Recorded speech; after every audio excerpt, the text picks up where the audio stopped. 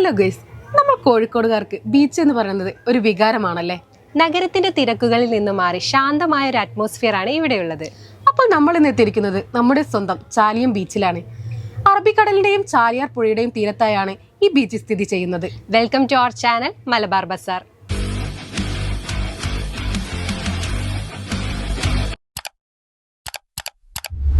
Chaliyam beach എത്തിയാൽ ആദ്യം തന്നെ ഈ സ്ഥലത്തിൻ്റെ മാറ്റം ശ്രദ്ധയിൽപ്പെടും. മുൻപത്തെ പോലെ ശാന്തമായ ഒരു ബീച്ച് മാത്രമല്ല ഇപ്പോൾ, കുറച്ച് പുതുമകൾ കൂടി ഇവിടെ വന്നിട്ടുണ്ട്. കടൽക്കരയോട് ചേർന്ന് നീളെ ഒരുക്കിയിരിക്കുന്ന ഫുഡ് കോർട്ട് ഭാഗം ഇവിടെ എത്തുന്നവർക്ക് ഒരു പുതിയ അനുഭവം നൽകുന്നു. കടൽ നോക്കിക്കൊണ്ട് തന്നെ ഭക്ഷണം കഴിക്കാം എന്നത് തന്നെയാണ് അതിൻ്റെ വലിയ പ്രത്യേകത. വൈകുന്നേര സമയത്ത് ആളുകൾ ഇവിടെ കൂടി വരും. പക്ഷെ അതിൽ പോലും ഒരു അലയടിക്കുന്ന തിരക്കില്ലാതെ ഒരു സുഖമായ ചലനം മാത്രമാണ് അനുഭവപ്പെടുന്നത്. ഇവിടെയുള്ള മറ്റൊരു ശ്രദ്ധേയമായ ഭാഗം ആളുകൾക്ക് ഇരുന്ന് സമയം ചിലവഴിക്കാനായി ഒരുക്കിയിരിക്കുന്ന ചെറിയ ഇടങ്ങളാണ്.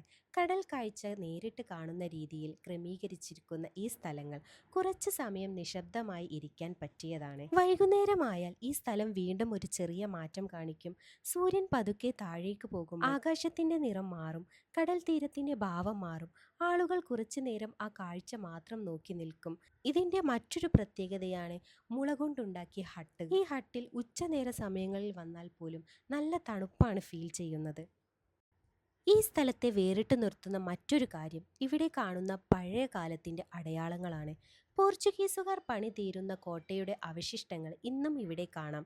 അതൊരു സാധാരണ കാഴ്ചയല്ല. ഈ പ്രദേശത്തിന് പിന്നിൽ ഒരു ചരിത്രമുണ്ടെന്ന് ഓർമ്മിപ്പിക്കുന്ന ഒരു ചെറിയ അടയാളം പോലെ അത് നിലനിൽക്കുന്നു. ഒരിക്കൽ ഈ കടൽത്തീരം മറ്റൊരു കാലഘട്ടത്തിന്റെ ഭാഗമായിരുന്നുവെന്ന് തോന്നിപ്പിക്കുന്ന ഒരു ഫീൽ ആ അവശിഷ്ടങ്ങൾ നൽകും.